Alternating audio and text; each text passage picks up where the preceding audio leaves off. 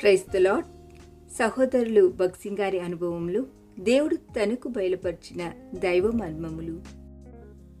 వారు పూర్ణ మనస్సుతో యెహోవాకు ఇచ్చిండిరి కనుక వారు అలాగు మనఃపూర్వకముగా ఇచ్చినందుకు జనులు సంతోషపడిరి. 1 దినవృత్తాంతం గ్రంథము 29:9. వారు పూర్ణ మనస్సుతో ప్రభునకు కానుకలు ఇచ్చిన దినము నిజముగా దావీదునకు ఇశ్రాయేలు జనాంగమంతటికిని ఆనందదాయకమైన దినమని మనం అనవచ్చును. యెహోవా యందలి ఆనందమే వారికి బలమాయెను.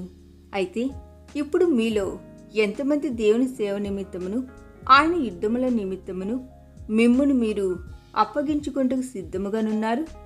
ఈ లోక సంబంధమైన సంఘమని పిలువబడు దానిలో కాదు, కానీ క్రీస్తు శరీరమైన పరలోక సంఘమునందు సేవ చేయుటకు మనఃపూర్వకముగా నిన్ను నీవు అప్పగించుకునేదవా? నీ ముందు నిలవబడి తన గాయపరచబడిన చేతులను నీ వైపు చాపి బ్రతిమిలాడుచున్న ఆయన మాటలను దయచేసి వినుము. ఈ దినమున యెహోవాకు ప్రతిష్ఠితముగా మనఃపూర్వకముగా ఇచ్చువారెవరైనా మీలో ఉన్నారా? 1 దినవృత్తాంతం గ్రంథం 29:5. ఇది దావీదును నిజముగా ఆనందింపచేసినది.